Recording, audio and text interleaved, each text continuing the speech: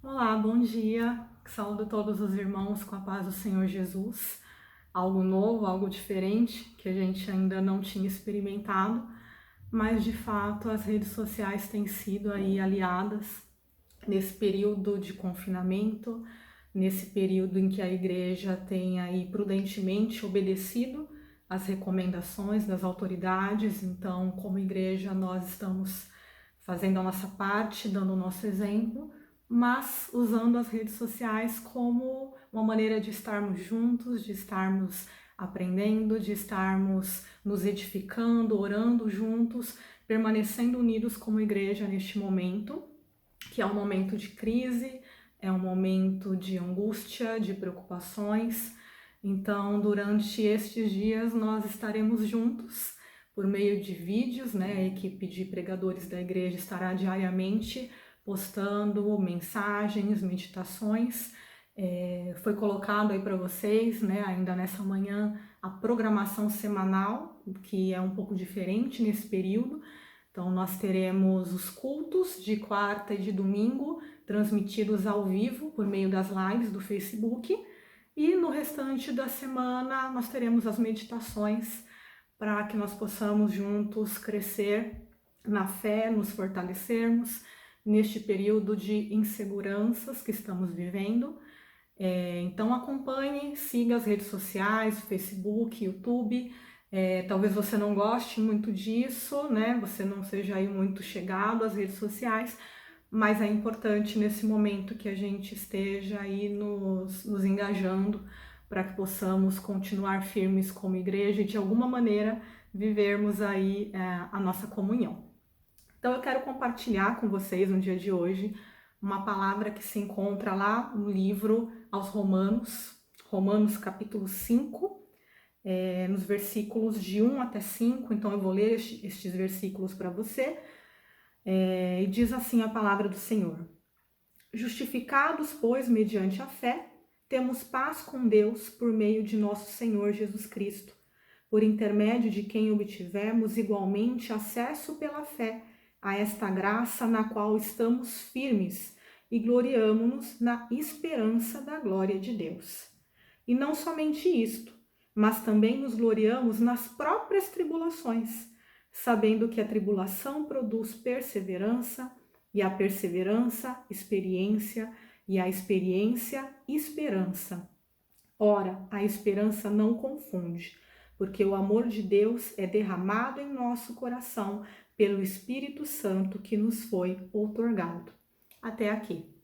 Então, um texto tremendo, no qual o apóstolo Paulo nos fala aí dos benefícios que nós temos por meio da justificação que recebemos pela fé em Cristo Jesus, né? Nós somos reconciliados com Deus, nós vivemos hoje por meio de uma viva esperança, de uma esperança que não confunde, né? De uma graça que realmente nos alcançou e aguardamos aí, né, fielmente, firmemente, a manifestação do reino de Deus, a manifestação final do reino de Deus, né? O dia em que o Senhor voltará, o dia que o Senhor recolherá a sua igreja, né? O dia em que seremos consolados de todas as nossas dores, de todas as nossas tribulações, mas até lá, a dor e o sofrimento fazem parte realmente da nossa vida, né? E Jesus não mentiu a respeito disso, toda a palavra de Deus nos mostra isso.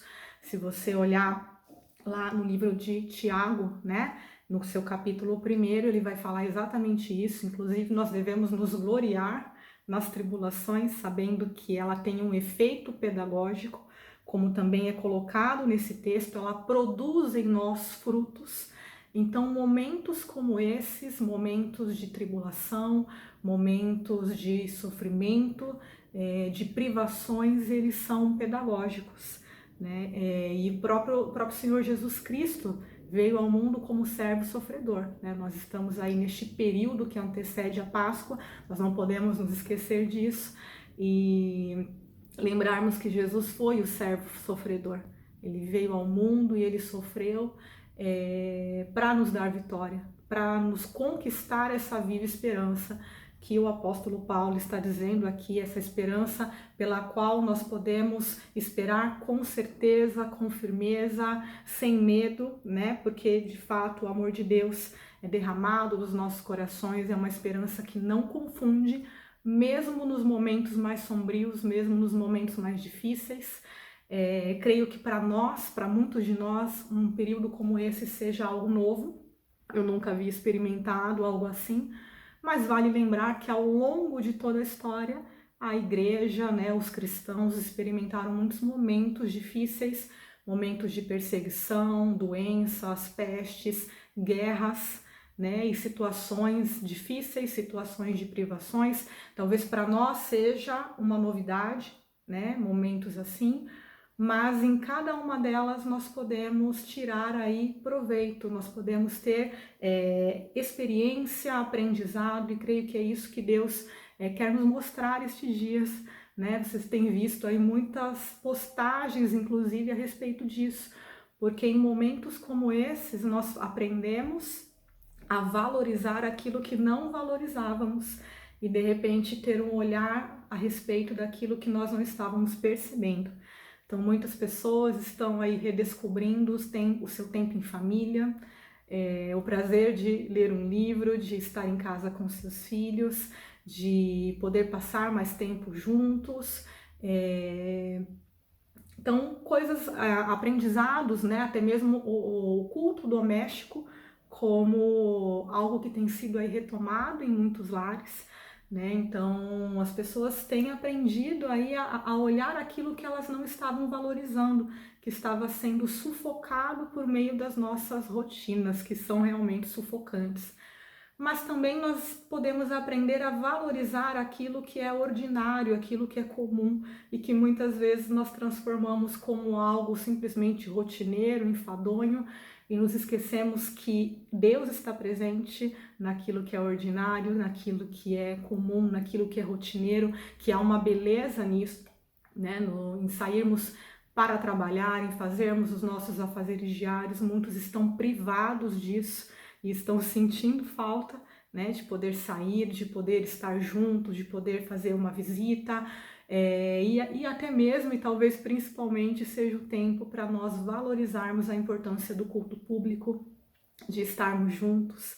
Agora nós não podemos estar juntos, né? Então nós vamos sentir falta disso e anseio pelo momento em que nós poderemos nos reunir novamente.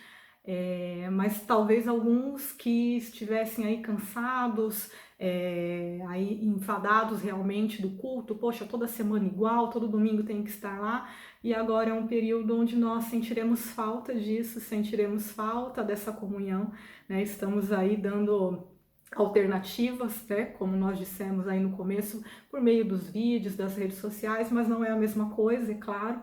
E ansiamos pelo dia em que poderemos estar juntos aí de novo na igreja, retomando os nossos cultos, retomando as nossas atividades corriqueiras, e que isso nos traga um senso de importância, que nós possamos aprender a valorizar todas estas coisas, tudo aquilo que nós não valorizávamos, que nós possamos ser aperfeiçoados neste período.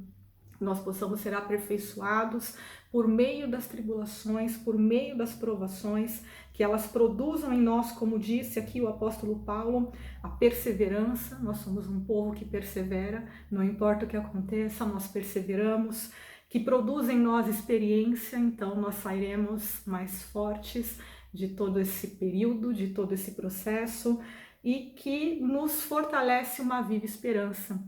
Então, certamente nós seremos aperfeiçoados nisso, e essa esperança, ela não é algo só para nós, porque esse momento, né, dessa epidemia, dessa pandemia que nós estamos vivendo, não é algo restrito à igreja, mas todo mundo e todas as pessoas estão sofrendo com isso.